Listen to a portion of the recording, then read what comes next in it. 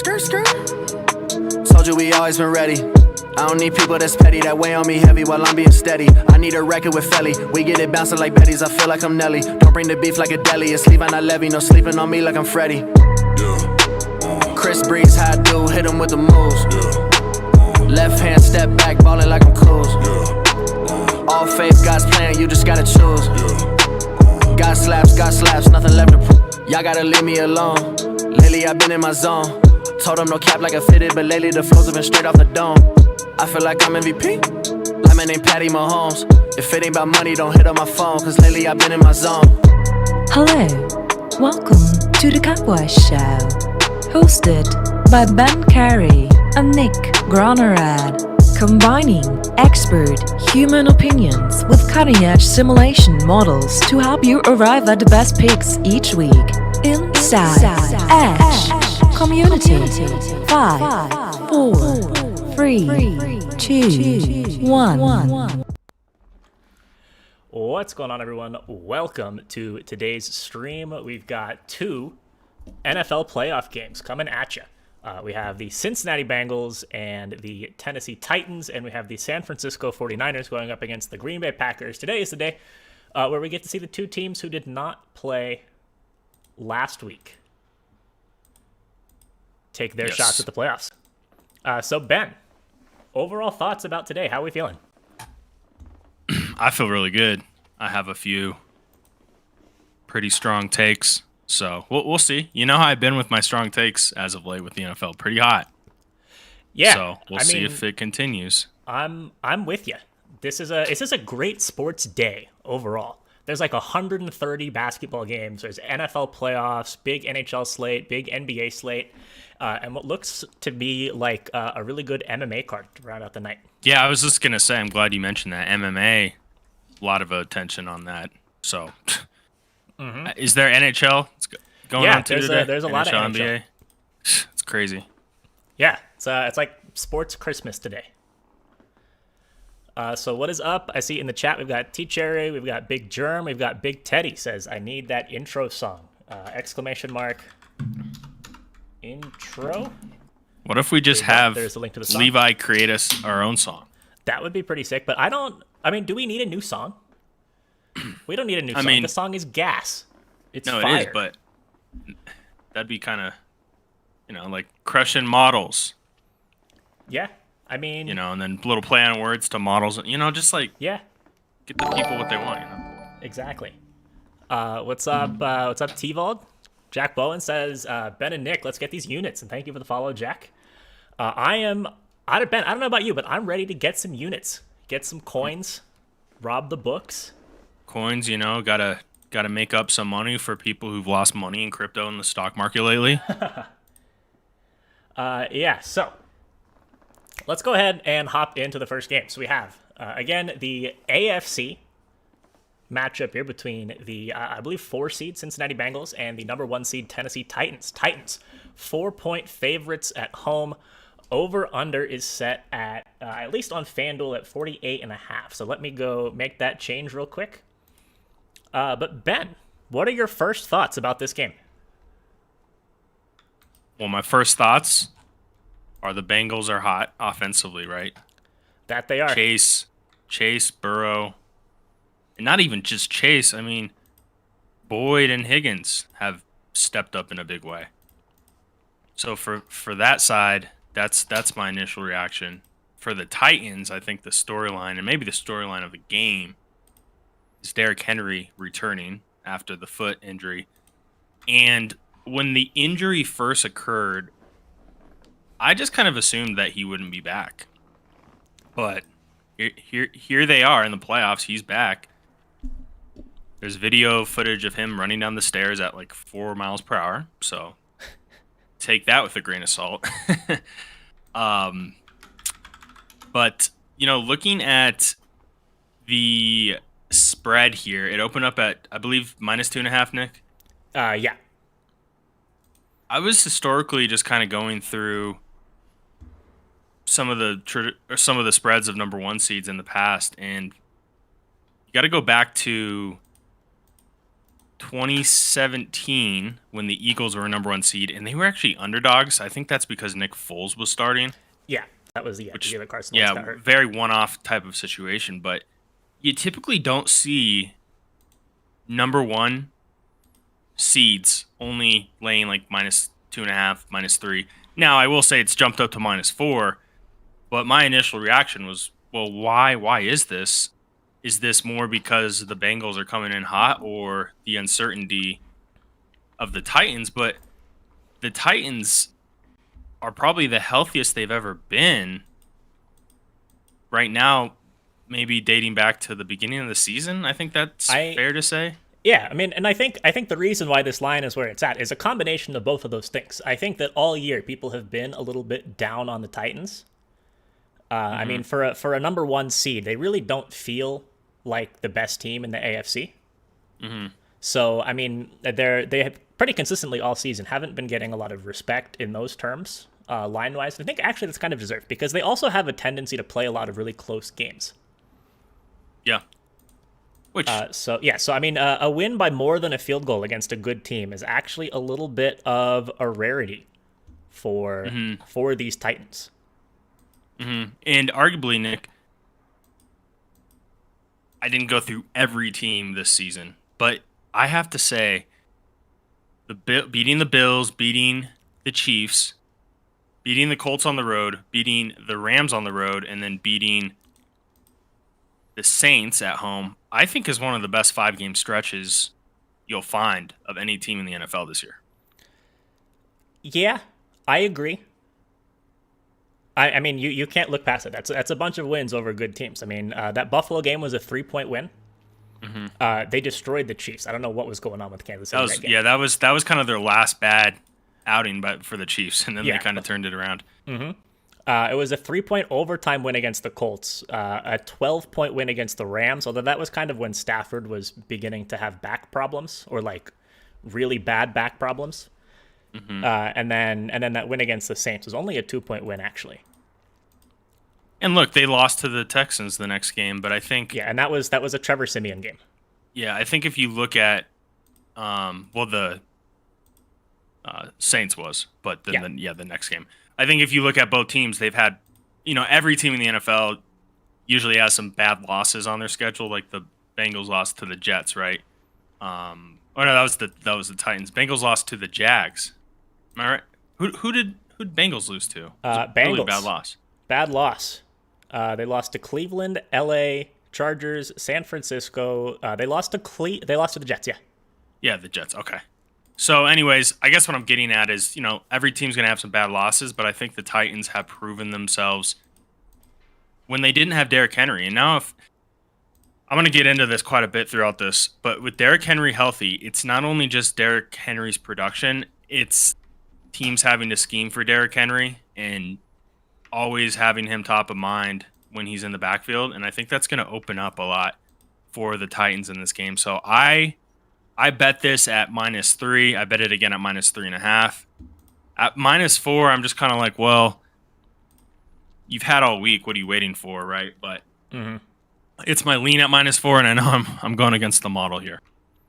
Yeah, so I'm actually on the opposite side. I think I like Cincinnati plus the points. I don't know if I would take Cincinnati to win outright. But I think that with this game being kind of on the wrong side of 3, which is a number that the Titans have had so many games end on this year. And the Bengals, too. I mean, the Bengals have played a ton of close games also. It really does feel like it's going to be a one-possession game that's going to kind of come down to the final play. And I think with this being at 4 as opposed to a 2.5, that really makes me feel pretty comfortable with Cincinnati. Yeah, we're on different sides here. I think Titans win by 2 scores. I think this could be ugly. I really do. Nick, I don't necessarily agree. Look, there's another stat about Vrabel coming off a bye. Take that with a grain of salt, but I think Tennessee at home, they got all their pieces. The Bengals defensively haven't done anything amazing. They've given up a lot of points. They're banged up on defense. And I just think the Burrow-Chase connection slows down today, and the dog's going crazy. Maybe they don't like that take. No, they don't. But yeah, it just seems like a spot where I'll put it this way, Nick. Even though I said I bet the -3, -3.5, I think an alternative spread for the Titans could be a good look here. I don't think it's going to be a one possession game for the Titans. I think if the Bengals win or the Bengals cover, they're going to win. I'll put it that way. That's just my opinion. We'll see. I'm really expecting this to be a 3-point game in either direction. So I'll take the Bengals plus the points for that reason. We can agree to disagree. Scrunch, you can't just say I disagree. Like what? Again, me or Nick? He just disagrees. Doesn't matter with what, with who. Scrunch comes why. back in. He's like, "See, I told you." Yeah. With you, but who's you? Me? I think he disagrees with you. Okay, that's fine. So any thoughts on the total? I mean, I really don't have a whole lot of thoughts. I initially was thinking about the over in this one, but the Derrick Henry thing kind of puts a loophole into that because they could just run the ball and just control the time of possession. Yeah, so I have concerns about Derrick Henry's workload in this game. I agree. And I'm not going to be touching any Derrick Henry props at all. And I think I made that clear. Like, I wasn't betting, and I'm not betting the Titans because I think Derrick Henry is going to have a big game at all. I think it's just more the idea of him being on the field. Even if he gets hurt, I obviously don't feel as strong about that Titans bet, but I still think they can pull out a win. I do. Yeah. We will have to see. So as far as leans are concerned, I mean, we've kind of got nothing. I'm just going to say we disagree. Sad face. Mm-hmm. That's our leans. So let's take a move into the prop market. I think the prop market in this game is really interesting. I mean, again, Derrick Henry is a little bit worrying, and he's such an important piece of the puzzle. Really, honestly, for both teams' props. Nick, one last thing. Sorry, I just saw a comment here I wanted to address. I think Big Jer makes a good point. I think if you like the Bengals, you like the over. I really do. Maybe. Yeah. So here's where I'm coming from. I just think that if they continue what they've been doing offensively, then that's going to get them, 28, maybe even more points, right? But if it slows down, Titans could drain this clock. It could be a lower scoring game. That's just how I look at it. Yes, Scrunch agrees. Moving on. All right. Yeah, so real quick, actually, in the 3 seasons that the Titans have made the playoffs with Derrick Henry, so 2017, 2019, and 2020, the 3 times that they lost, it was 49 points, 59 points, and 33 points. And Derrick Henry had terrible games in all 3 of those games. Whereas the 3 playoff wins that Henry has in his career, they were actually all 43 points or less, and Henry put up 150-plus yards on the ground. Could we do a poll? I don't have... I'm not signed into the account, but actually I should have done that. Larry, can you do a poll? Yeah, one last thing, Nick. This is kind of getting more into the speculating type of thing. So this is not something you should base your bet on, like in your top 3 factors. But Bengals coming off that very emotional win at home. Crowd was crazy. First playoff win since 1990. I wasn't even alive. Maybe as another being at another point in life. But do they come into this one a little satisfied? People are going to get mad at me saying that, but naturally, it's a young team. Zach Taylor's a young coach. If they lose, they still had a successful season. So, I'll put it that way. Yep. All right, so let's take a peek at the player prop market. So, as always, we're going to start out with passing props. We have Joe Burrow over under 278.5. Ryan Tannehill over under 238.5. Any leans here, Ben? So this one's tough. I think that Joe Burrow is way more game flow dependent. Would you agree? I would agree with that. Yeah. So, this is something I don't talk a lot about, but there are situations where you can bet kind of against the game flow idea of like what pick, and you hope you hit both, and then you're kind of hedging yourself. But I just thought about that. I'm not going to do that here, but it just seems like a spot where, again, if the Bengals are down, they're going to have to pass the ball. Burrow's going to hit this late. If the Bengals have success, I could see him going well under this number. Well, actually, I shouldn't say well under this number, but they're going to have to continue to pass the ball like throughout the game. And I also think Mixon could potentially play a bigger role in this one than a lot of people have been talking about, and we'll get to that. But maybe I take that back. Maybe this isn't as game flow dependent, because what if the Bengals just get off to such a hot start and just continue to pass the ball and they get up to a big lead? I don't know. Yeah. Just kind of talking aloud here. Changed my mind a little bit. So I think that the thing that scares me about taking an over on this Burrow number is the fact that if the Titans are having a lot of success, they're probably doing pretty well on the ground. I think we can all agree with that. And what that does is that just chews clock. So if the Bengals, even if they're playing efficiently on offense, if they just don't have enough time with the ball, it can be hard for players to hit their numbers.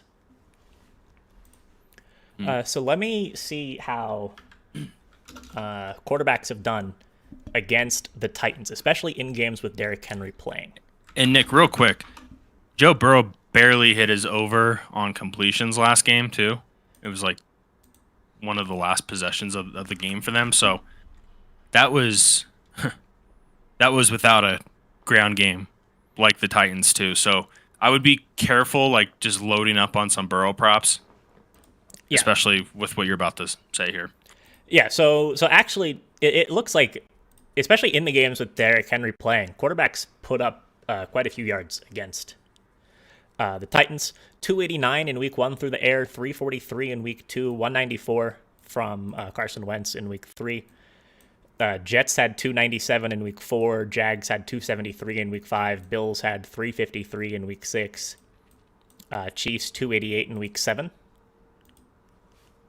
Not exactly sure when Derrick Henry went out. I guess it was one more game after that. 231 again from Carson Wentz. So Carson Wentz is the only guy who didn't hit 270 plus. Well, it's complicated, right? Because it's very complicated. It's like it's kind of like the which came first, the chicken or the egg. It's like, is that because Derrick Henry plays so well and then they're down, the other team's down, right? But there's kind of like that threshold where it's like, is the game close enough where Derrick Henry could still run the ball and control the clock, but the Bengals are up? Yeah, so yeah, it's a tough one. It is. So what about this Tannehill? Man, I have no clue, because let's say Derrick Henry actually is a threat and teams start to load the box. You're going to get single coverage with Julio and A.J. Brown. So are we just going to say, hey, Tannehill beat us? But that's only if Derrick Henry's a threat and a factor. And we just don't know. We don't know that at this point. No one knows. No one knows. So I think that this is a little risky to bet either side, in my opinion. Yeah, I would agree with that. I probably would lean under for Tannehill. Yeah. But, I mean, 238.5 is kind of low. Mm-hmm. He's been, I mean, he went over in week 18 against Houston, but he had been under this number 5 weeks in a row before that. On the year, he's averaging how many yards? 219.6 per game. Mm-hmm. So, I mean, this number might be a little high. Although, again, that might contradict what I'm saying, where I think that the Bengals have a pretty good chance of covering this game. I mean, if the Titans are behind, that's very worrying for a Tannehill under. Right. So Larry says, I kind of lean over now. I don't know. I'm not betting that. I say something like, I lean the opposite side. Well, Nick, think about it, because if we were to guess if Derrick Henry is going to be more healthy and 100% or less, I think we would probably say less. Yeah. But we don't know. So with that in mind, maybe the over. But then let's say he's very healthy, more healthy, but not 100%, which is likely. Then I could see the Bengals loading the box a little bit. But maybe I'm just getting... It's just a lot of unknowns. A lot of unknowns, yeah. I mean, it all really revolves around Derrick Henry. So we had some questions about completions and attempts for these guys. So completions, we have Burrow at 23.5, Tannehill at 21.5. These are also a little tough, I would say. I think that both of these numbers are kind of right where they should be. Mm-hmm. On the attempt side. But doesn't the Burrow look so enticing to play the over? Yeah. I mean, it definitely does look a little enticing. Mm-hmm. But I'm just... It scares me. If the Titans just have the ball a lot, and there's just not the volume. Mm-hmm. That's something that scares me about a lot of Bengals props. Agreed. Puppy Toots says, gorgeous day in Nashville. Is that sarcasm? I would assume not. I mean, Nashville, I would think has pretty nice weather this time of year. I thought it was like 30 degrees, but... Like, for me, that's gorgeous. Yeah.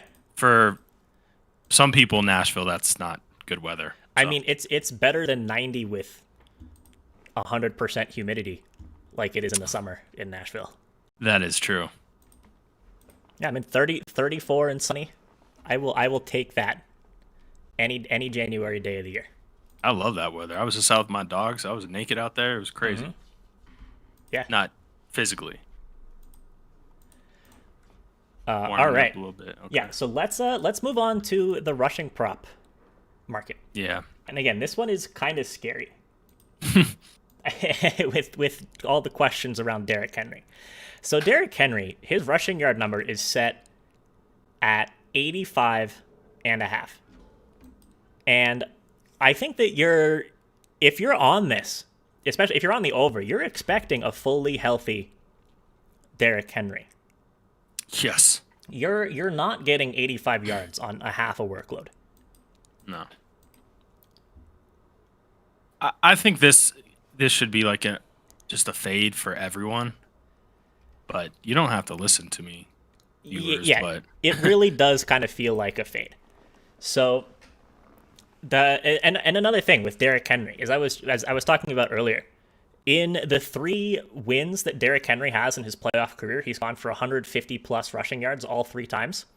In the 3 losses Derrick Henry has in his playoff career, he's gone under 70 all 3 times. So the Titans' success in the playoffs really is just entirely dependent on Derrick Henry's performance.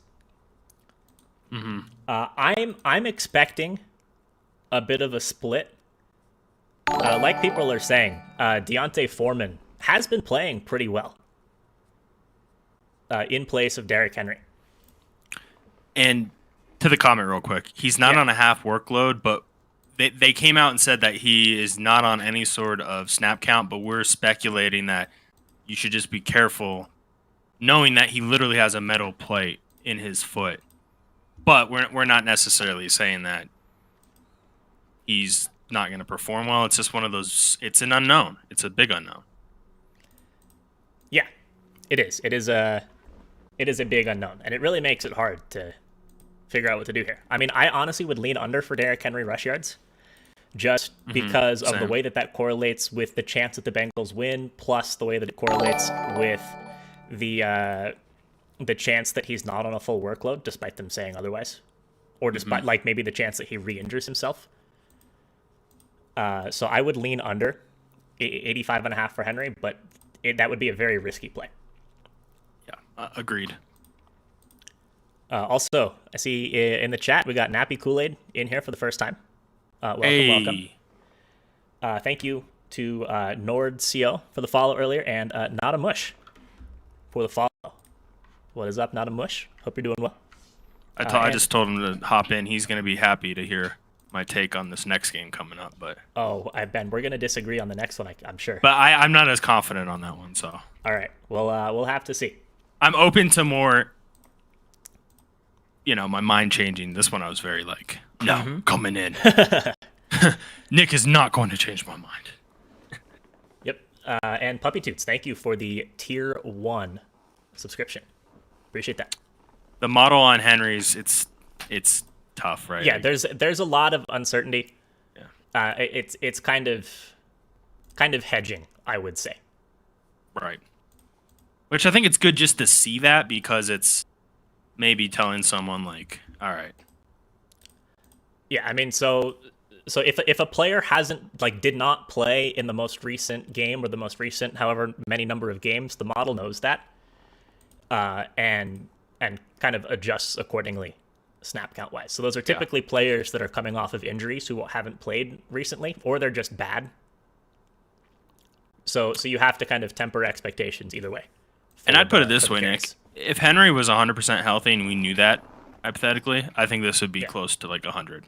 Yeah, well, I mean, and you can see with Deontay Foreman, I mean, yeah, Deontay Foreman's getting Just another add the numbers. 34 rush yards. So if you think that Henry's going to get the full workload, you just take the carries that Foreman is getting, take the yards per carry that Henry's getting, and just do the conversion. Yep. Mixon, I don't really have a lot of opinion on Mixon, unless you do. No, neither do I. The number that he got last week, 74.5, that was ridiculous. I mean, the under on that was my favorite play of that game. That was free. At 56.5, that's, I think, a much more reasonable number for Joe Mixon to be at. So, Nick, I promise you I didn't research this at all, but I just thought of something. I'm going to look at this number right now. So, Mixon, I don't necessarily like his over-under yardage as much, but his longest rush over 12.5, I just looked it up, is interesting. And the reason why... I hate these longest play. I know you do, but I do well with them. Here's the reason why. There's going to be situations where Joe Burrow checks out of a run to a pass to a run, vice versa, depending on the pre-snap read.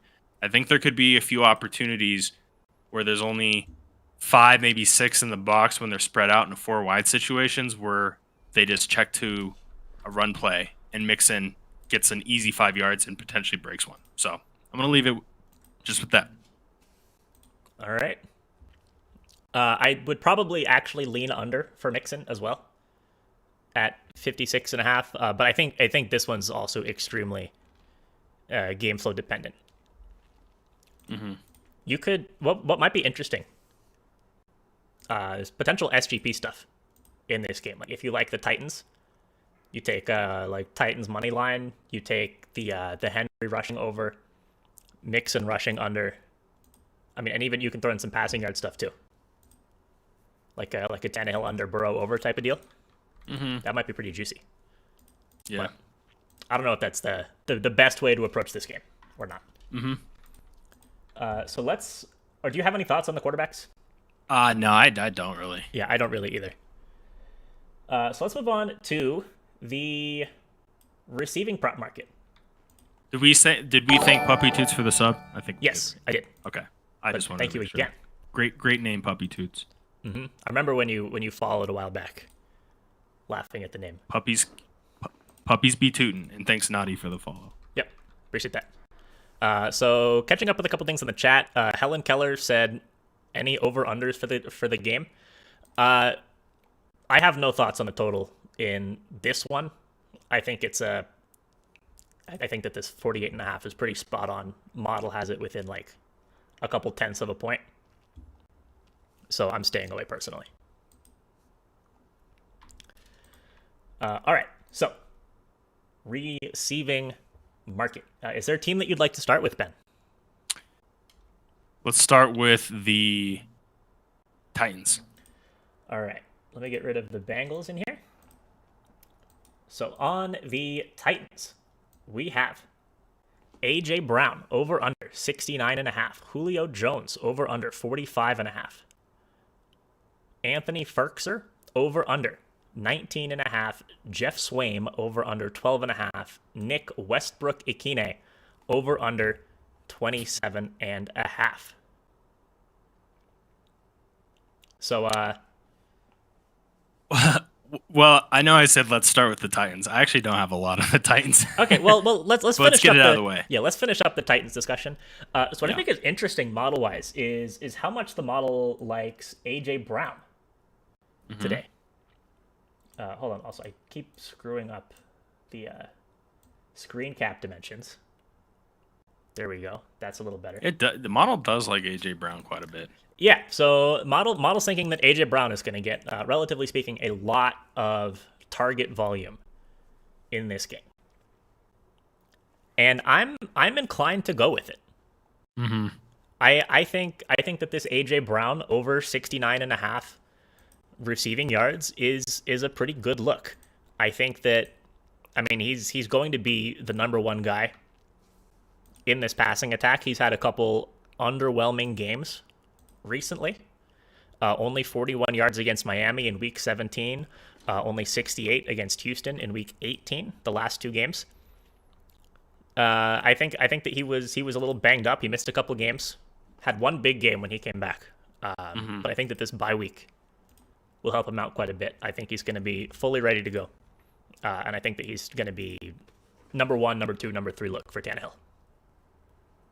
What do you mean number 1, number 2? It's just a stupid way of saying he's okay. going to be the number 1. Yeah.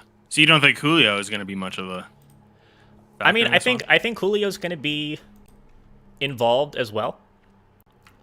But I like AJ Brown. I like Julio to have a bigger day reception wise than yards, if that makes sense. Yeah. I just think he's more at this point a possession type receiver more than anything. So 3.5 over for him. But yeah, for AJ, I kind of agree. I think Brown, this one's actually kind of independent from the game flow, I would say, yeah, more than a lot of the props. That's exactly what talked Pick Six about, just said in the chat also. Oh, perfect. Yeah. I like Yeah. you, Pick Six. You smart guy. Or girl. Assuming guy. Yeah. Like, don't take that the wrong way, Pick Six. I think you're a male. Whatever. You get what I'm saying. Big Jarrett says Julio going to get, third and middle. A lot of third down type of plays. Cowboy Dior. I know Cowboy Dior is probably on the Titans. Fuck Dior. Just kidding, Dior. We love you. Chase. Okay. Yeah. All right. So, AJ Brown is the guy that I like for the Titans. I don't really have a lot of thoughts on the other guys. So what about the Bengals? So Jamar Chase obviously is the interesting guy to talk about. His receiving yards number is set at 77.5. Some other guys in the Bengals, we have Tyler Boyd, 45.5, CJ Uzoma, 29.5, T. Higgins, 62.5. Joe Mixon's at 23.5. So what are your thoughts on this Jamar Chase number? It's a tough one. They just do such a good job of getting Chase the ball. Yeah, they really do. Like, there's a lot of situations with number one receivers where we can say, like, they're going to scheme them out. But I think the big thing with the Bengals is it's two-part. One, they put Chase in really good positions to get the ball. But two, you also have to respect Higgins and Boyd. So I don't think you can necessarily just double Chase to that extent. So I kind of lean over, even though it's probably going to be like the most popular prop bet of the day. I'm not betting it, but I like the over. Yeah, the over. I kind of want to fade this one, if I'm being honest. Model has it going a little under. Model actually thinks that all of the main receivers for the Bengals are just going to be a little bit under. I mean, and I also think that Burrow's passing yards number is a little bit too high. Yeah. So I think that's I mean, that's why the model thinks that all these are a little bit too high. Chase, for sure, I would stay away from. I wouldn't want to play a Chase under. There's just so much potential for him to. I know. For him to have just like a couple big touchdowns. I mean, he could go for 200 yards and nobody would be surprised. Yeah. Vsauce, what up? Yeah, I'm sipping on water. Thank you very Nick, much. let's talk about the longest reception. I know you hate these, but 25 and a half. I do hate these. 25 and a half for Jamar Chase. Yeah. Kind of like that. I kind of like that more than the total yards as like a hedge. But if Bengals are down, I think Chase hits is over. Yeah, it's a hedge type of deal. Maybe. I mean, I hate these longest reception stuff. I really do. You think they're random? I think they're pretty random.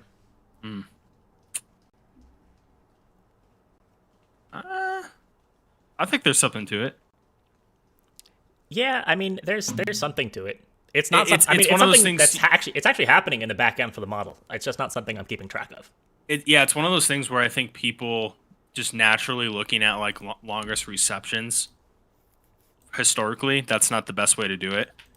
It's misleading, and I think the books set the numbers with that in mind. I think you have to look into explosive plays, game flow, of course, like with any prop, but yeah, it's not just receptions, but like for example, what's that stat we've looked at?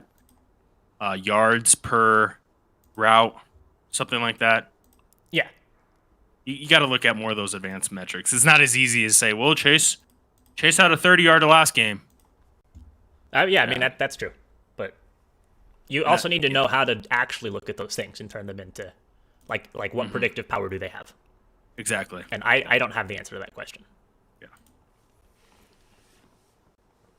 Tell that to Djax. I mean, well, Djax he only catches crazy. Yeah, Djax's number is going to be like 30, 35 or 30, right? Like Yeah. So like, does he get a catch? Yes. Okay, then his longest catch also hits. Yeah, and then once you start betting these, you'll really start to realize how close they'll get. Like they'll get 22, 24, 24. Yeah. And then you didn't hit the over 25. So there's yards per target, but there's another advanced metric. Yeah, I mean, we don't have time to discuss right now because we got to get through the 49ers game also within the next half hour. I'm ready to move on if we're good with these. So there's one more guy that I want to touch on, which is CJ Uzoma. Somebody asked about him earlier. Oh yeah, he had a big game last in the chat. Yeah, he had a big game. The squad ride CJ Uzoma first touchdown on the Book It stream hit. That was a pretty hype experience. That was hype. So the question was, how do tight ends do against the Titans?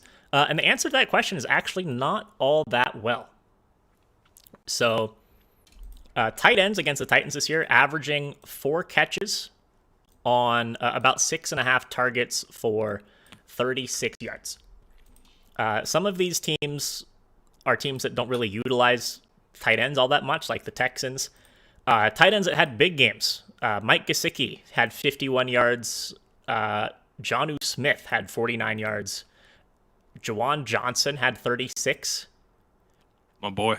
And Dan Arnold. Oh, Juwan Johnson. 64. Yeah. And then Arnold 64. Okay. And and Higbee had 51. But you're not really looking at big games out of tight ends against the Titans, including some talented guys. Uzoma, again, his usage has been pretty high. But this might be another one that the number's just a little bit too high. Yeah, I definitely lean under in this spot. And the reason why is because last game, basically the Raiders were doing a really good job at times guarding some of the other pass catchers, and Uzoma had a lot of very soft zone coverage.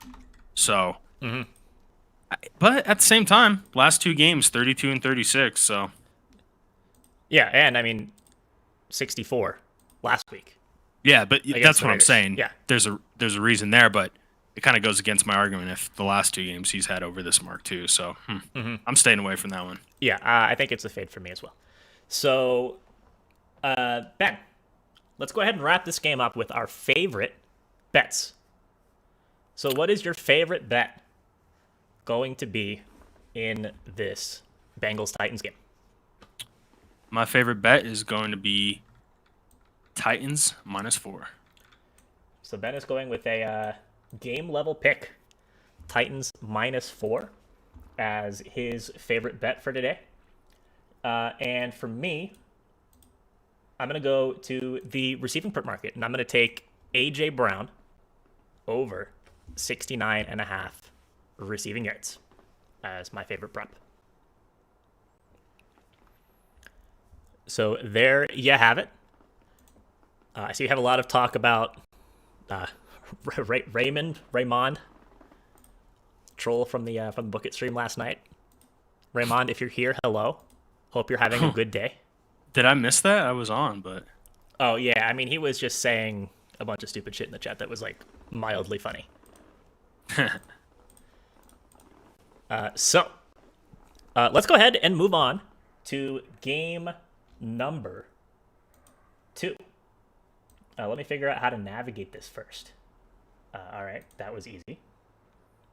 So game number 2, we have the San Francisco 49ers and the Green Bay Packers. Farmer Dan, thank you for the follow. Keep up the Appreciate good work that. out in the fields. Yeah, we're just here to farm some coins, you know. Thank a farmer, man. Thank a farmer. Isn't that a slogan? Probably. I mean, if it's not, it should be. Yeah, D it's a Wells, thank Nebraska you for the follow as well. Appreciate that. Oh, and I see we got Mush in the chat now. Ooh, Mush, let us know. Everybody in the chat, let us know what your thoughts are for this game. I think this game is going to be a really interesting one to follow. So again, San Francisco going on the road to Lambeau. Green Bay Packers, the number 1 seed, coming off a bye, 5.5-point favorites at home. Over under in this game set at 47.5. And Puppy Toots, thank you for gifting a tier 1 sub to Not a Mush. Appreciate that, my man. That's great. Is that a random, or did he? Do you think I'm assuming that was directed, since he thanked. Because I was gonna be like, you lucky guy. He just followed us. Lucky puppy. Yeah. So, Ben, what are your thoughts on this one? And I know I'm pretty sure we disagree again. Yeah, we disagree, but I'm not as strong on this one. But we disagree. Okay, so here are my thoughts. Of course, the storyline's Aaron Rodgers, right? Like that should be the storyline. It's gonna be in Lambeau. It's gonna be cold. The whole environment. You know, game in Green Bay, all that stuff, right? But matchup-wise, Nick, the 49ers, I think they match. I don't even know if this is a take, but I think they match up good against the Packers with that run attack with what they've been able to do with Debo. Having said that, Packers are going to be able to put up points too. Thank you, T. Hick, for the follow. But I lean 49ers plus 5.5. And I think the biggest reason why is because I really do believe that the run game is going to travel well. And it's going to keep this game close. But this is, in my opinion, I know last game you said it's going to be close. I think this one is very close to the spread, where Packers could be up 3 and like are driving to take a 10-point lead type deal. So I'm not as confident with this pick as I am with my last one. Yeah, so I mean, I think that we're almost making the same arguments as we did for the last game, but now we're switched. I'm on the favorite here, and you're on the underdog. So I like the Packers here quite a bit. I think model-wise, this is probably the model's favorite pick of the week. I've got the Packers winning by almost 8.5 points, and I just think that the offense is going to be too much. I think that the Niners defense is good, but they got kind of banged up last week. I'm not entirely sure who's in and out and who's going to be playing banged up versus who's completely healthy on the Niners defensive line. But I think that if they can't get that pass rush going, that's a pretty big detriment to that defense. Mm-hmm. Was Warner a concussion? Let's see. I'm actually going to pull up because I know he's some injury reports. Let's see. I mean, of course, we're not going to get full who's in, who's out reports until later on. So Nick Bosa has cleared concussion protocol.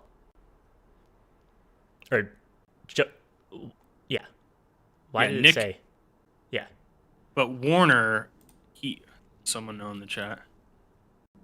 Yeah, Bosa's back. Warner was practicing this week.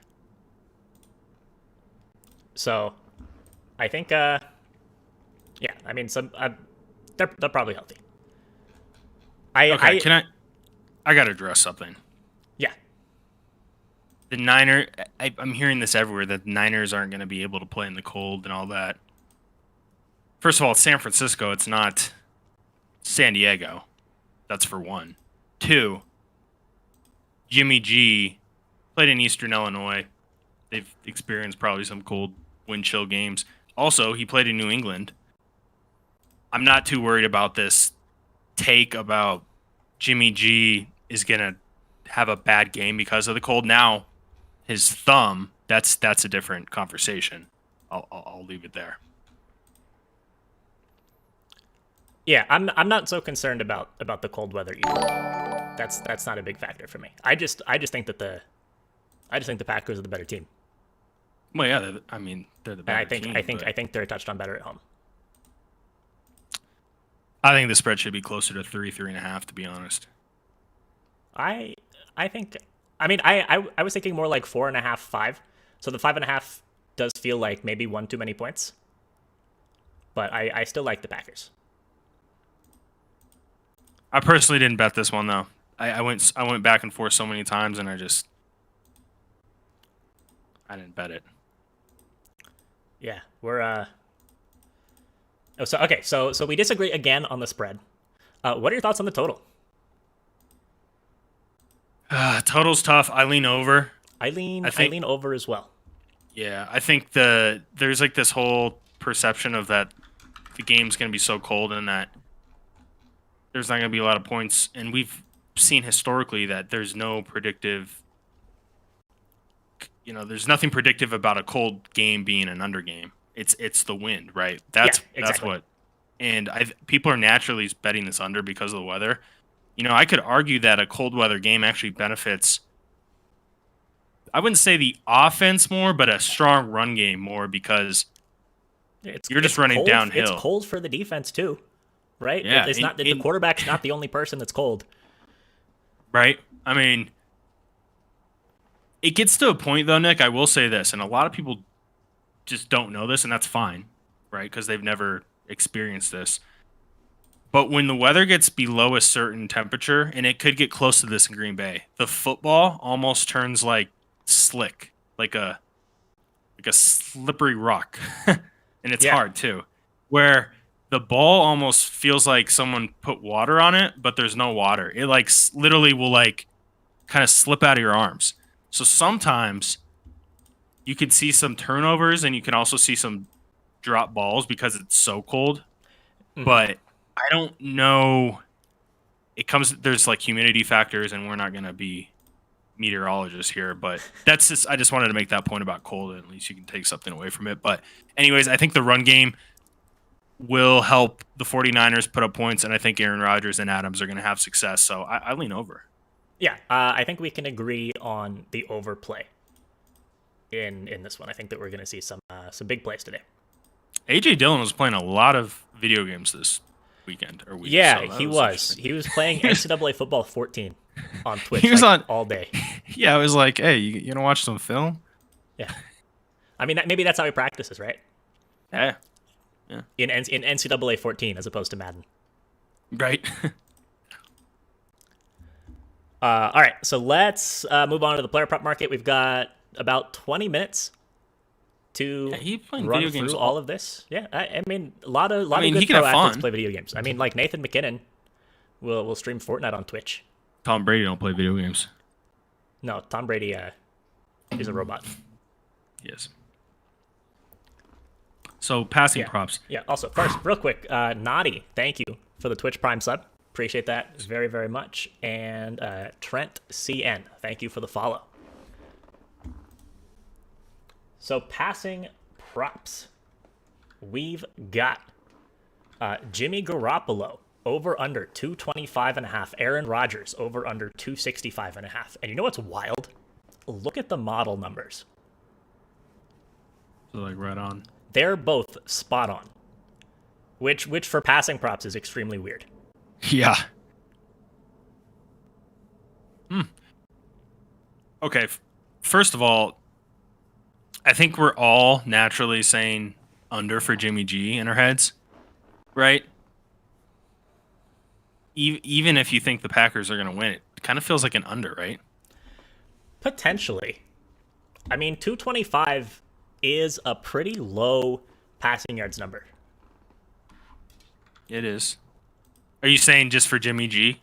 No, I'm just saying in general. I mean, when you see a quarterback with a number at 225.5, you have to think about it, right? So, I mean, what does that tell you? It tells you it's usually a guy who's not great, who's in a pretty rushing-heavy offense. But, I mean, 225 is really low. You could say they are. It is low, but the big thing for me in this is the way Debo gets the ball. I mean, if he has like 8-10 carries, it almost in a way is taking passing yards out of Garoppolo, just because the way they look at it is like, well, we just need to get Debo the ball. Mm-hmm. But man, this could be one of those where they hit it in the last few minutes if they're down. So I'm staying away. Yeah, so let's take a look and see how Jimmy G has done this year, passing yards wise, especially in losses. So in the Niners losses, Garoppolo 257 in Week 3 against this same Green Bay Packers team in a 2-point loss for the Niners. That game was in San Francisco. 165 in a Week 4 loss to Seattle. 181 in a Week 7 loss to Indianapolis. 326 in a Week 9 loss at home against Arizona. 299 in a loss to Seattle in Week 13. 322 in a Week 16 loss to Tennessee.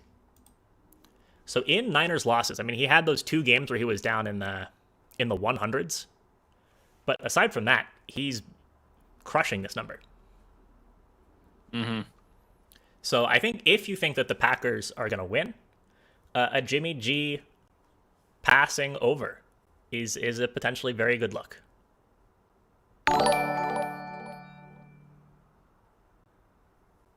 Yeah. And if you're confident too that 49ers are going to have a lot of success running the ball, you should stay away from this one. Definitely. So what about Aaron Rodgers at 266 or 265.5? Kind of lean under. Yeah, I think I'm with you, actually. So at 265.5, guess how many times a quarterback has gone over this number against the 49ers this year? 2. Correct. No way. Yeah. People probably think we fucking script this shit. I guess. We intentionally don't talk about this stuff ahead of time. It makes the discussions better. Whenever Nick brings that up, I know it's going to be like a low number. So. So the only 2 people who did it was Jared Goff in Week 1, who threw for 338, and Joe Burrow in Week 14, who threw for 348. Every other quarterback against the Niners has been under this number. Mm-hmm. So I'm inclined to agree with you, Ben, and lean under 266.5 or 265.5 for Aaron Rodgers.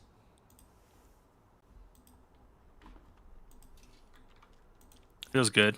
Yeah, it feels good. Also, we have somebody says, stop betting. No one makes money long term. Hate to tell you. Boot him. I have no comment on that. Actually, I do have a comment on that. I disagree. It's hard to make money. Go make some money on but very possible.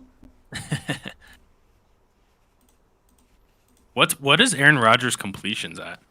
So Aaron Rodgers, other stats, we've got 24.5 completions for Rodgers, and we have 34.5 attempts.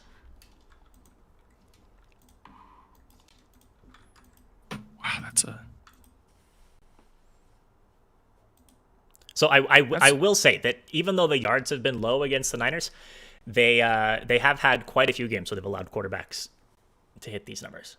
So it seems like more of a check down offense is something that the Niners are comfortable giving up, but those like big explosive plays that would have you go over in yards but maybe not hit a completions or attempts number,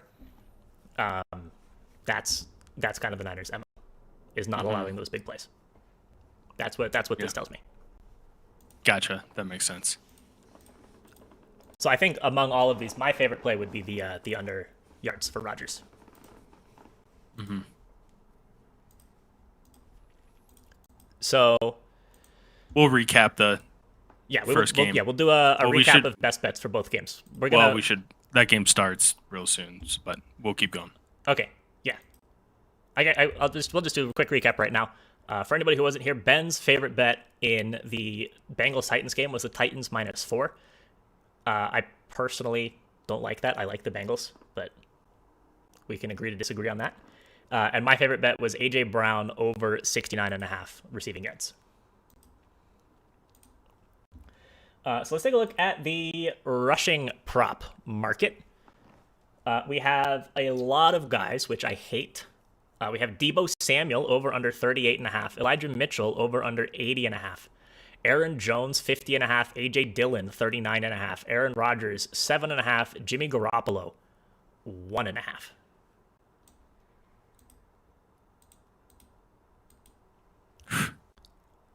Yeah, Jimmy G 1.5 is funny. It is.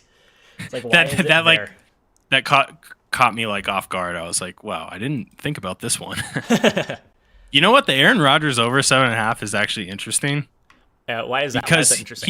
he will scramble when he has an opportunity in like those man zero cover zero type plays. Mm-hmm. But it's risky.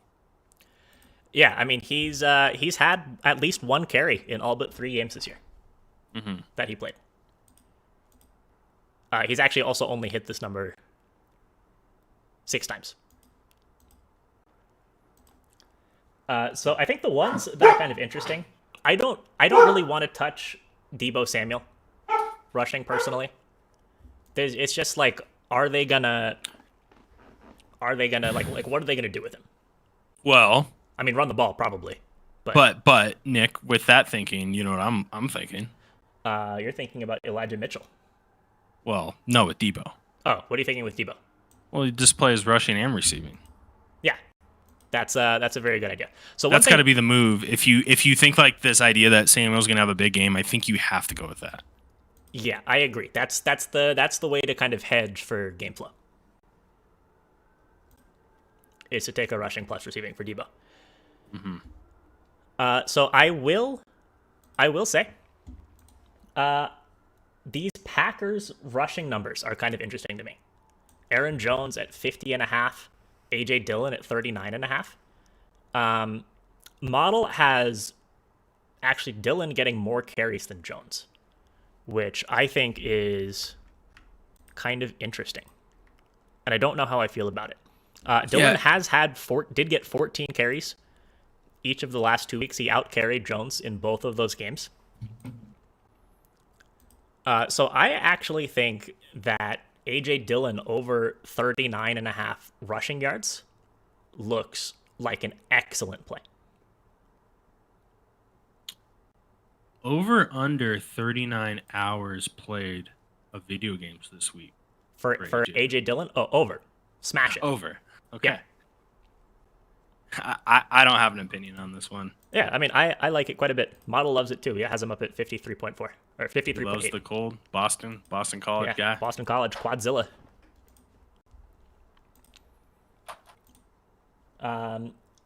Yeah, Mitchell feels really high at 80.5.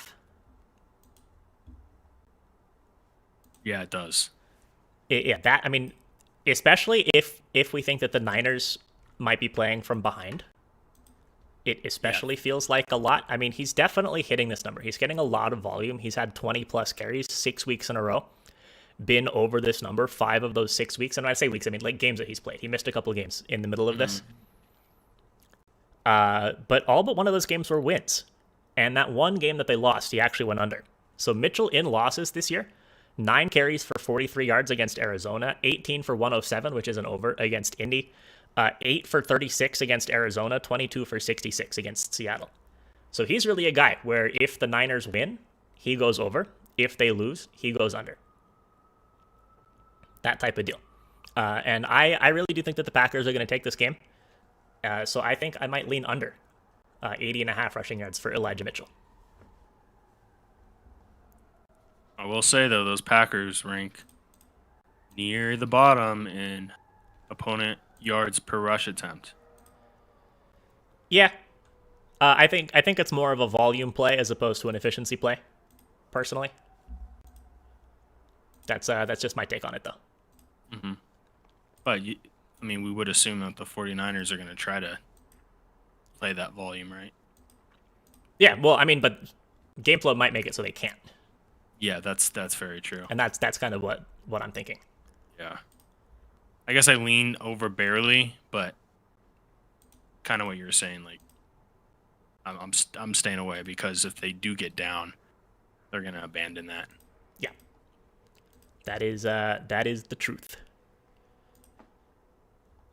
So, you ready for the receiving prop market? Yep. All right. And is there a team that you'd like to start with? Let's just do 49ers. All righty. Starting with the San Francisco 49ers. We've got... Shit. Keep doing this. Why? We've got Kyle Juszczyk. Over under 10.5. And I will say that there's just a weird issue that goes on where the model can't do fullbacks.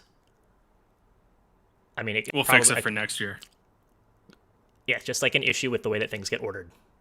It's complicated. But I don't have projections for Juszczyk. George Kittle, over under 53.5. Deebo Samuel, over under 54.5. Brandon Ayuk, over under 49.5. Elijah Mitchell, 9.5. Juan Jennings, 24.5. And let's see if there's anybody else. Nope, there is not. So you know Ben, where I'm going with this. I know what you like. I'm going to move down to the player receptions. Well, actually, no. Actually, I like the yards. Oh, you like the yards? Yeah, I like both, but I like the yards, especially on FanDuel. FanDuel has the best number for us, so it's Juwan Jennings over 24.5 receiving yards.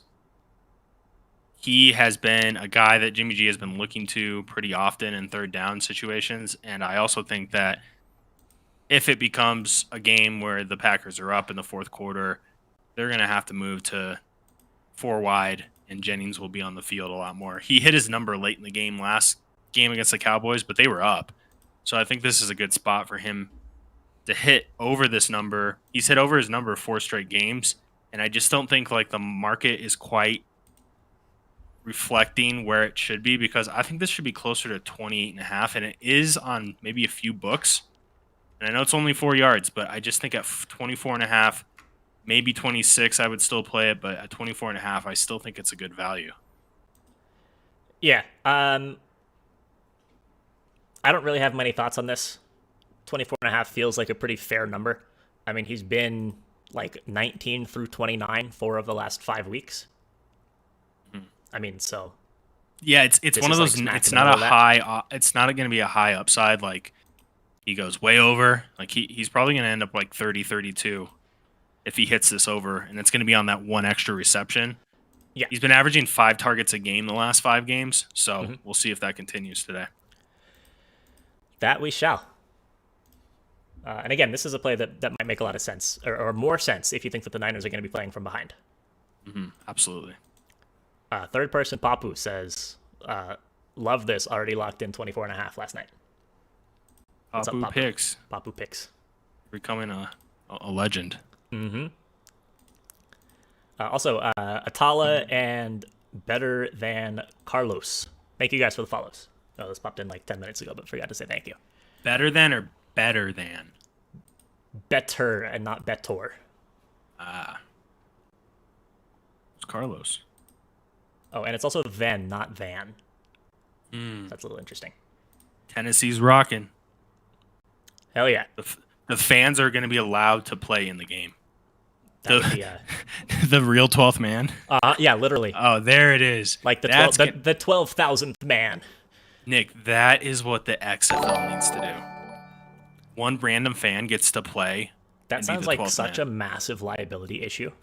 Hey, you have to there's paperwork like for that. if I get a concussion and end up a vegetable for the rest of my life because I'm completely ill-equipped to do this, that's on me. And then you have to get them to sign that. You sign the waiver. Yeah. I wouldn't do that. No. I wouldn't even do that now, and I'm still in pretty good shape, but hell no. That's just stupid. Hell no. You pay me, I'll do it. Not for free. Put Trent out there as like a free safety. Yeah. So the other thing, I just think kind of across the board, these numbers are a little bit high. Yes. I mean, if we remember that Garoppolo's passing number was only 224.5. Just adding up these first three, Kittle, Samuel, and Ayuk, you're already at, what, like 158.5? Mm-hmm. Throw in Jennings, and you're up in like the 180s. Throw in Juszczyk is 190. Throw in Mitchell, and you're at like 200. That's not a lot of overhead for Jimmy G to hit his number. Mm-hmm. So that's just a red flag that these are all a little bit high, these passing numbers. So I think that this could be a potential Nick special unders on all of the Niners receivers. But I don't think that there's enough overhead to make that a good play. So real quick, let's talk about the Packers. So Vegas numbers for the Packers wide receivers, or receiving numbers, we have Devontae Adams, 92.5. Alan Lazard, 39.5. Josh DeGuara, 16.5. Aaron Jones, 25.5. Randall Cobb, 28.5. Also, is Marquez Valdez-Scantling not playing in this game? I don't know. I know Cobb's back, but I mean, that would just be an adjustment that we have to account for, taking the model into account. If Valdez-Scantling is not playing. Oh, no. So Valdez-Scantling is doubtful. I missed that. So we can take Valdez-Scantling's numbers and kind of just distribute them among other players. And that's got to be why Devontae's number is so high at 92.5. I don't think it would be that high if Valdez-Scantling was playing. So do you have any thoughts on any of these guys, Ben? I really don't. I was looking at these numbers and it didn't really popped off. Yeah, I think a lot of these numbers are pretty tight as well. The tight ends, DeGuara, I mean, 16.5 is not a ton of yards, but he doesn't get a ton of volume either. I probably would lean over for DeGuara, but I mean, it feels kind of risky. Mm-hmm. Yeah, so also, I don't have... Yeah, so because Valdez-Scantling is in the model, that also then means that Cobb is not in the model. That's kind of the replacement that would have gotten made. So I don't have numbers for Cobb. You can assume that some of the Valdez-Scantling volume is going to go to Cobb, though. So that makes the model for the Packers a little bit hard to use on the receiving prop-wise, on that end of things. But yeah, I would probably lean under for Devontae, but it's just such a big number. Mm-hmm. I mean, and he's such a good receiver that it kind of scares me. Yeah, absolutely. So I think for me, staying away from the Packers overall is something that I want to do. So Ben, what are your top picks? Or what is your top pick in this game? Oh, man, I don't... You know what's weird about this is, like, I don't have one that I like even a little bit. But, okay, actually, you started off, and I think I have... All right, so... Wait, I'm sorry. My mind is... I was like, you definitely have one that you like a lot. No, okay. Cut that. All right. Here's my Rewind. favorite pick. Favorite pick of the game. Juan Jennings over 24.5 receiving yards. But other than that, like, that's it. I can't find anything else. I was looking at that Debo over receiving and rushing, but it's getting pretty high up there. I forget what the number was, but we're gonna go with Juan Jennings over. Yeah, I think the Jennings over is a pretty interesting play. The other potential Jennings play is the receptions, which is actually moved from 2 to 2.5. So it's over 2.5 plus 114. I know that there was a lot of people on this number when it was at 2. It's interesting. Getting that push at 2 was really nice, even with some juice for Jennings. Right. But I think at 2.5, a lot of the value's gone. Yeah, I could see him getting 2 catches and still hitting his number, but yeah. So for me, my favorite play is going to be Aaron Rodgers under 265.5 passing yards. I think that the Packers are going to win. I think that the Packers are going to have a lot of success on the ground. I think there's just not going to be a lot of volume for Aaron Rodgers. I think also the Niners have a very excellent pass D. They've only allowed 2 quarterbacks to hit this number all year. So I just think it's a little bit too high. I like the under 265.5 passing yards for Aaron Rodgers. Yes. And there you have it. If you guys have any other things that you want to talk about, please, if you have not done so already, hop into the Discord. I just threw a link for that in the Twitch chat.